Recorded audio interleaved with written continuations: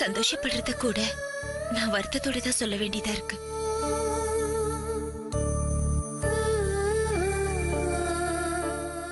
வருத்தப்படாதீங்க மேடம். வெளில வந்ததும் தம்பியை நேரில் பார்த்து ஆசீர்வாதம் பண்ணிடுங்க. இந்த வருத்தம்லாம் மறந்து சந்தோஷம் ஆயிடுவீங்க.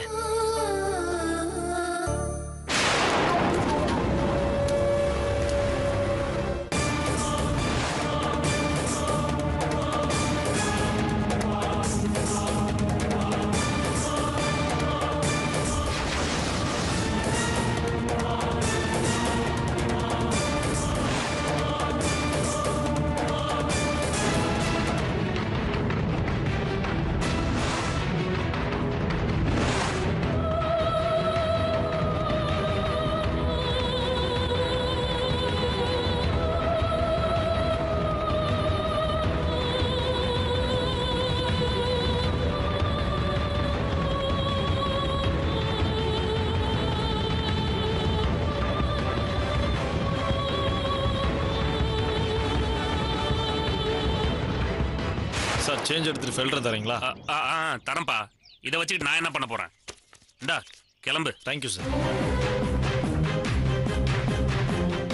இப்பதான் டைமுங்கிறது ரொம்ப முக்கியம், விட்டா வராதுன்னு சொல்லிட்டு இருந்தேன். ஆனா சைலண்ட் கேப்ல நமக்கே ஒருத்தன் ஆப்பு வைக்க ட்ரை பண்றானே. நானே இப்பதான் காவியா கரெக்ட் பண்றதுக்கு புள்ளி வச்சு கோடு போட்டுட்டு இருக்கேன். ஆனா இவன் அதுக்குள்ள டெண்டரே போடாம ரோடு போட்டுருவான் போல இருக்கே.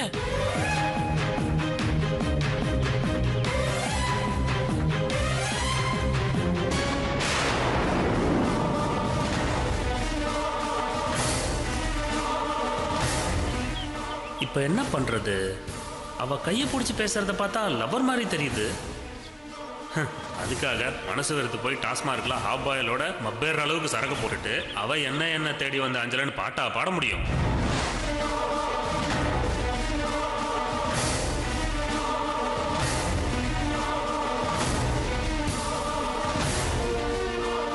அதெல்லாம் யூசுவல் பாய்ஸ் பண்றது. அசோக் இதெல்லாம் ஜுஜுபியாச்சே. அழகா ஃப்ரிட்ஜில் வச்சிருக்க பழத்தை விட அணில் கடிச்ச பழம் தான் ருசி அதிகம். இப்படி சூடு. ப்ளீஸ்டா, உனக்காக என்னவெல்லாம் தில்லுமுள்ளு பண்ணிருக்க, எனக்காக இத கூட பண்ண மாட்டியா? இல்ல, என்ன புரிஞ்சுக்க Kavya. Hi Kavya.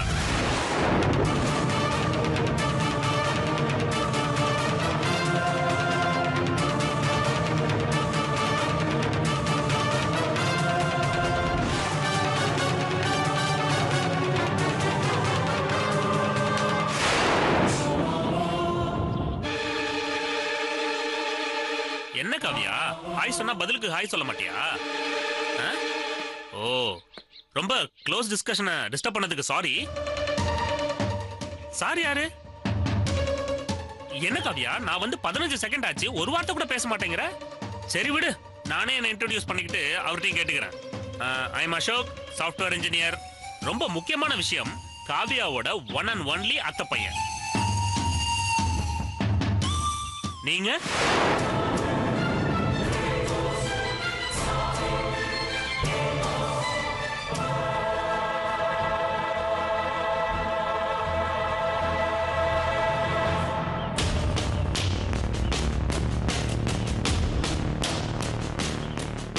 I'm Siddharth. Nice to meet you. மரியாதைலாம் மனசுல இருந்தா போதும். முக்கியமான விஷயத்த சொல்லுங்க. காவியாவுக்கு நீங்க யாரு? ஃப்ரெண்டா இல்ல பாய் ஃப்ரெண்டா?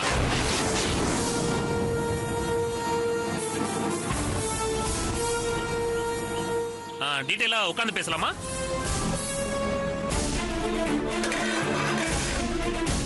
ரொம்ப நேரம் ஒரே இடத்துல உட்காந்துருந்தா ஃபைல்ஸ் வரும்னு டிவில சொன்னாங்க.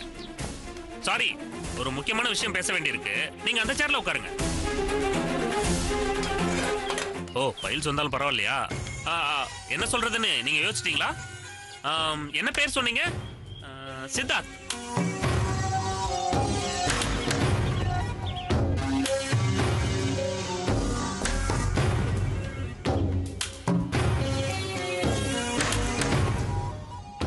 ஹலோ, நானும் காவியாவும் ஃப்ரெண்ட்ஸ். எதுவும் தப்பா இமேஜின் பண்ணாதீங்க.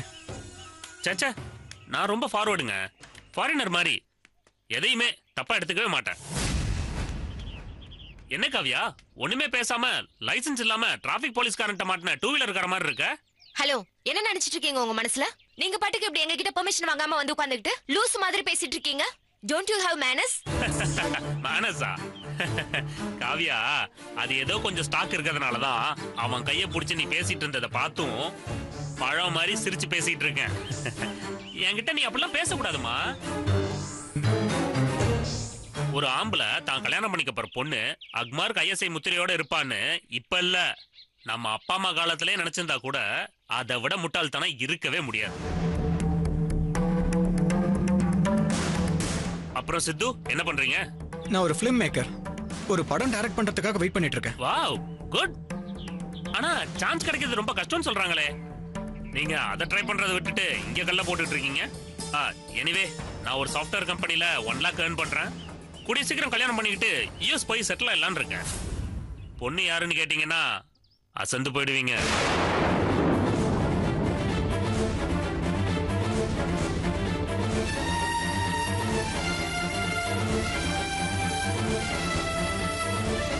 ஓகே, இதுக்கு மேல நான் உங்களை டிஸ்டர்ப் பண்ண விரும்பல.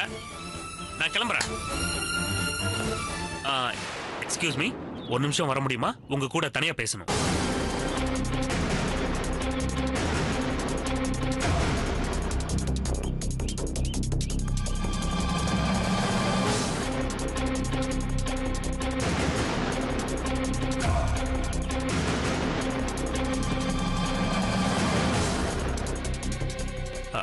சித்து, காவியா கூட நீங்க ஃப்ரெண்டா இருந்தாலும் சரி, இல்ல லவ்வே பண்ணாலும் சரி, பட் ஃபைனலா காவியாவை நான் தான் கல்யாணம் பண்ணிக்க போறேன்.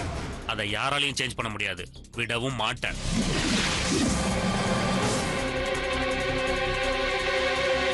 கல்யாணத்துக்கு முன்னால நாம ஐ மீன் நான் கல்யாணம் பண்ணிக்க போற பொண்ணு ஏற்கனவே லவ் கிவ் பண்ணியிருந்தாலும் நான் பெருந்தன்மையா ஏத்துப்பேன்.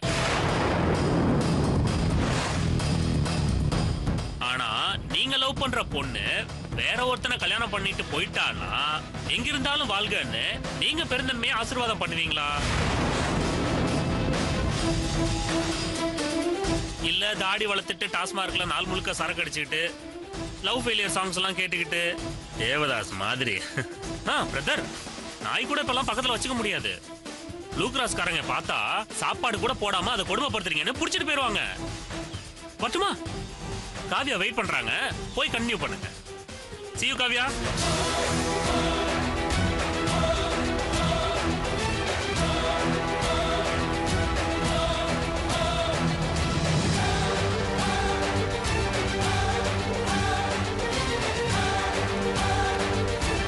அவன் ஏதோ லூசு மாதிரி பேசி டென்ஷன் படுத்திட்டான். சரி, வா போலாம்.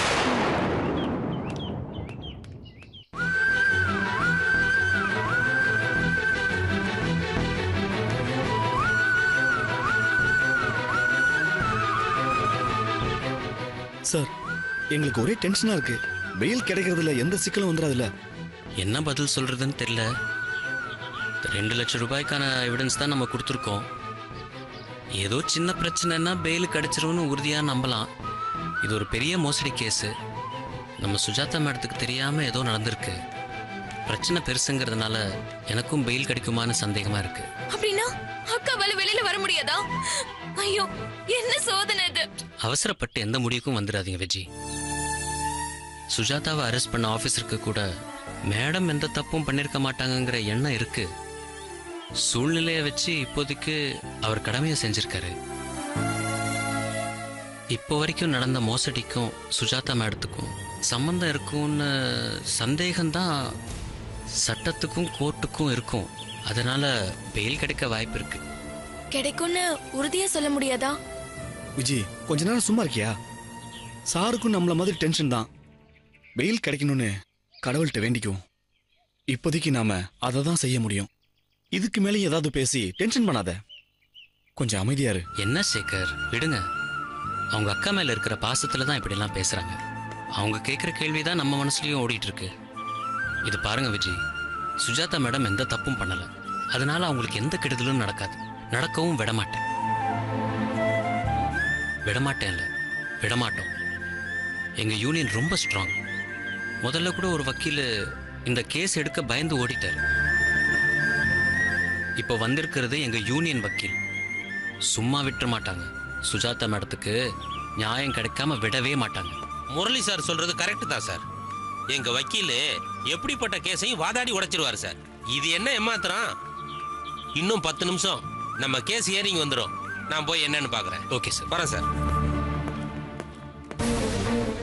விளையாட்டா கூட எங்க அக்கா போய் சொல்ல மாட்டா. அப்படிப்பட்டவங்க மேல இவ்ளோ பெரிய மோசடி பழி விழுந்ததுதான் என்னால தாங்கிக்கவே முடியல. வருத்தப்படாதீங்க. சேகர் சொன்ன மாதிரி முதல்ல பெயில் கிடைக்கணும்னு கடவுள்கிட்ட வேண்டிப்போம்.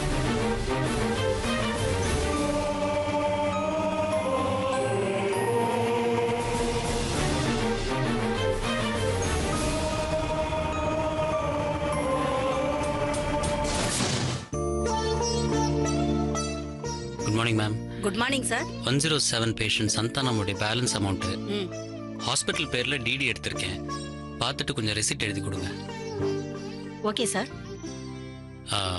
107க்கு ஒரு ஃபோன் பண்ணி கொடுங்க. பண்றேன், ஒரு நிமிஷம்.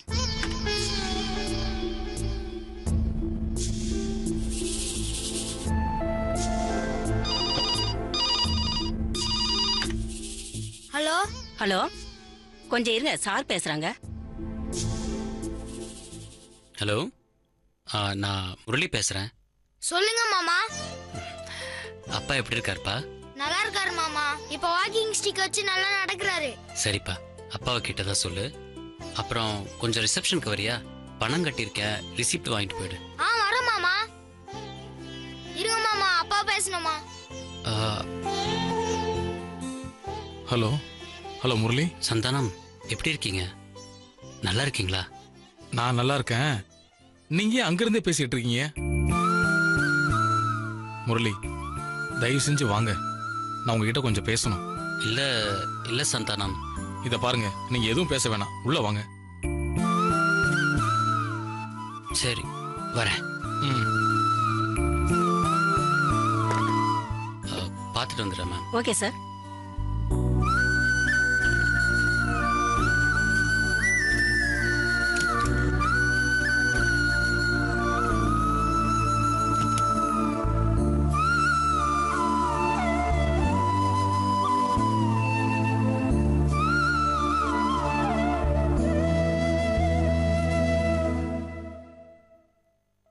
எப்படி இருக்கீங்க?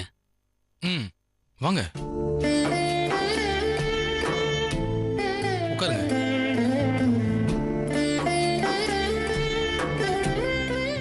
அன்னைக்கு பிருந்தா உங்ககிட்ட அப்படி பேசுனதுக்கு அவ சார்பா நான் உங்ககிட்ட மன்னிப்பு கேட்டுக்கிறேன்.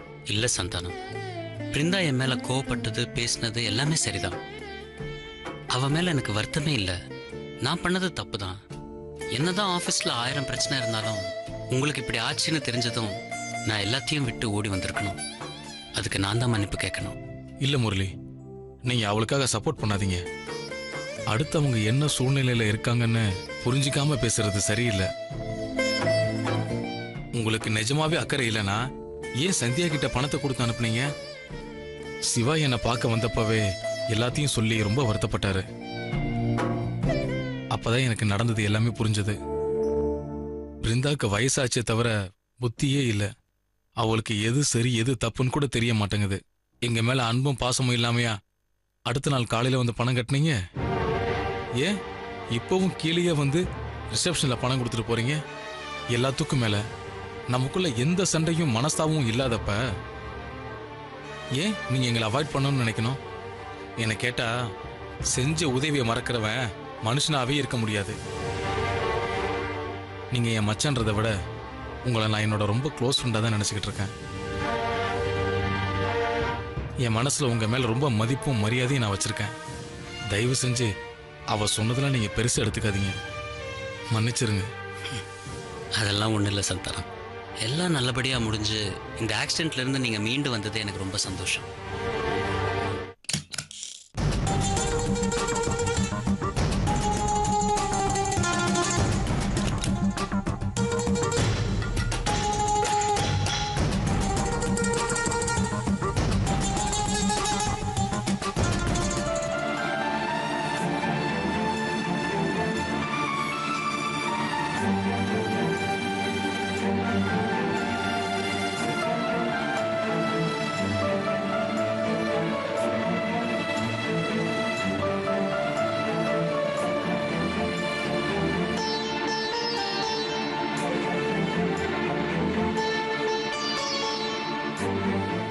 என்னம்மா இன்னும் என் மேல கோவம் போலியா? பின்ன என்னென்ன, அன்னைக்கு இவருக்கு அடிபட்டதும் உனக்கு தான் முதல்ல ஃபோன் பண்ணேன். எனக்கு உன்னை விட்ட உரிமையோட கூப்பிடுறதுக்கு வேற யார் இருக்கா? ஆனா அன்னைக்கு முழுக்க நீ ஹாஸ்பிட்டல் பக்கம் கூட எட்டி பார்க்கல. அன்னைக்கு நைட்டு இவருக்கு ஃபிட்ஸ் வந்து நான் பட்ட வலியும் வேதனையும் என் எதிரிக்கு கூட வரக்கூடாது. நான் தவிச்ச தவிப்போம் உன் மேல இருந்த கோபமும் மறுநாள் நீ வந்தப்ப கொட்டி தீத்துட்ட. நம்ம தப்பு பண்ணோம், அதை தங்கச்சி தட்டி கேட்டான்னு விட்டுடாம திட்டான அதே சாக்கா வச்சு வராம இருந்துட்ட. எனக்கு அம்மா அப்பா இருக்காங்களா என்ன என் கஷ்டத்தை சொல்லி ஆறுதல் தேடுறதுக்கு? எல்லாம் நீதானே. என்னை பத்தி தான் உனக்கு தெரியும்ல. கோவம் வந்தா கத்தி தேத்துருவேன், மனசுல ஒண்ணு கரை வச்சுக்க மாட்டேன்னு. ஆனா நீதான் என்ன புரிஞ்சுக்கவே இல்ல. தாயே மாக்காளி, திரும்பவும் ஆரம்பிச்சிடாத. உன் வாய்க்கு பயந்துதான் முரளி ரிசப்ஷன்லயே பணத்தை கட்டிட்டு எஸ்கேப் ஆகுறாரு. திரும்பவும் நீ இன்னைக்கு ஏதாவது சொன்ன அப்புறம் அவர் ஹாஸ்பிட்டல் என்ட்ரன்ஸ் கூட வர மாட்டாரு. பணத்தை கொரியர்ல தான் அனுப்புவாரு.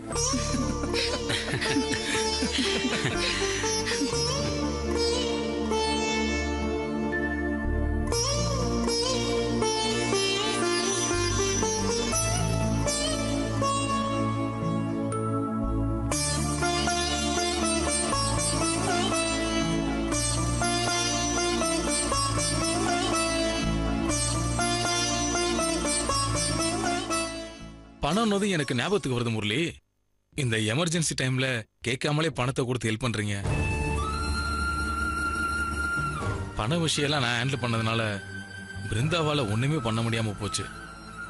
நீங்க என்னதான் சொந்தனாலும் கஷ்டத்துல ஓடி வந்து பண்ற விஷயம் எத்தனை பேரால முடியும்? ரொம்ப தேங்க்ஸ் முரளி. நான் டிஸ்சார்ஜ் ஆகி வந்ததும் உங்க பணத்தை எல்லாம் நான் செட்டில் பண்ணிடுறேன். ஏன் சந்தானம் இப்படி பிரிச்சு பேசுறீங்க? இதுக்கு பிருந்தா மாதிரி நீங்களும் திட்டிட்டு போயிருக்கலாம். இன்னொரு தடவை இப்படி கணக்கெல்லாம் பார்க்காதீங்க, கஷ்டமா இருக்கு. என் தங்கச்சிக்காக எவ்வளவு கூட பண்ணலன்னா எப்படி? நல்ல வேலை தங்கச்சிக்காகன்னு சொன்னீங்க, இல்லைன்னா இதுக்கும் பிருந்தா உங்க கிட்ட சண்டை போட்டிருப்பா.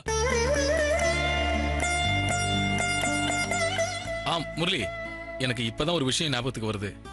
நீங்க பிருந்தாவை திட்டுறதுக்கு இப்போ உங்களுக்கு ஒரு சான்ஸ் கிடைச்சிருக்கு. பிருந்தா ஒரு கம்பெனில வேலைக்கு ஜாயின் பண்ணி எங்களுக்கு ட்ரீட்லாம் கொடுத்துட்டா. அதை உங்ககிட்ட சொல்லவே இல்லை பாத்தீங்களா? எனக்கு தான் தெரியுமே.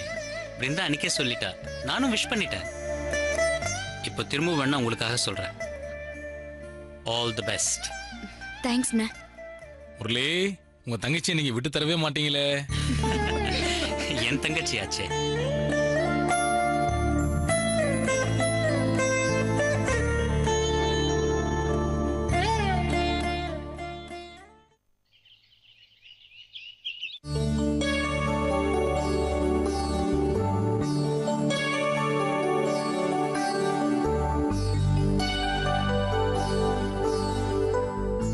அத்தை, நைட்டுக்கு டின்னர் என்ன பண்ணட்டும்? ஏன், நீ என்ன பண்ணலாம்னு நினைக்கிற? பன்னீர் பட்டர் மசாலாவும் சப்பாத்தியும் பண்ணலான்னு இருக்கேன். ஏன், பன்னீர் பட்டர் மசாலானா உனக்கு ரொம்ப பிடிக்குமோ? ஆமா அத்தை, சாப்பிட்டு ரொம்ப நாள் ஆச்சு. ஆனா உங்களுக்கு பிடிக்கலன்னா வேண்டாம், நீங்க என்ன சொல்றீங்களோ அதையே பண்ணிடுறேன். ஏமா, உனக்கு எது பிடிக்குதோ அதையே பண்ணு. எப்படியும் இன்னைக்கு நானும் அவரும் பிரதோஷங்கிறதுனால நைட்டு சாப்பிட போறதில்ல. நீயும் நந்துவும் தானே, உன் இஷ்டப்படியே பண்ணிக்கோ. அத்தை, அவருக்கு பன்னீர் பட்டர் மசாலா பிடிக்குமா?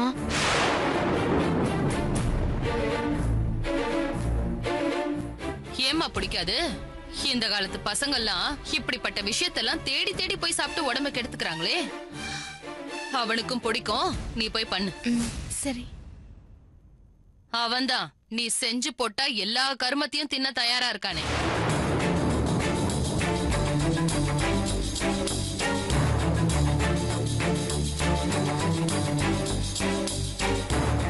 என்ன பண்றது, நான் பண்றதை விட மோசமான உங்க சமையலை சாப்பிட்டு பழகினதால என்னோடது பெட்டரா தோணுதோ என்னவோ.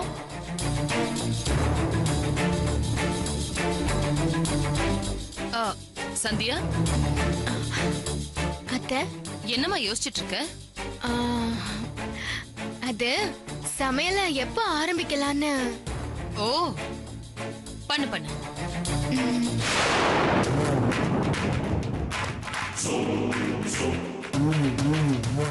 பன்னீர் பட்டர் மசாலானா உனக்கு ரொம்ப பிடிக்குமா? நந்துவுக்கு சுத்தமா பிடிக்காதுடி. நீ ஆசை ஆசையா பண்ணி வையே. உனக்கு இருக்கடி அவன் வந்ததுக்கு அப்புறம் சாப்பாட்டு விஷயத்துல அது கடவுளா இருந்தாலும் அவன் காரி துப்பிடுவாண்டி. இன்னைக்கு நீ அசிங்கப்பட்டு நிக்க போற பாரு. உன்னை தலையில தூக்கி வச்சு கொண்டாடிட்டு இருக்கான்ல, அதனாலதானே திமிரா தலைய தூக்கிக்கிட்டு நடக்கிற. இன்னைக்கு அவன் திட்டுற திட்டுல நீ தலை குனிஞ்சு அழுதுகிட்டு நிக்கணும். அத நான் பார்க்கணும்டி. உன்னை இனிமே நிம்மதியாவே இருக்க விட மாட்டேன். இருக்கவே விட மாட்டேன்.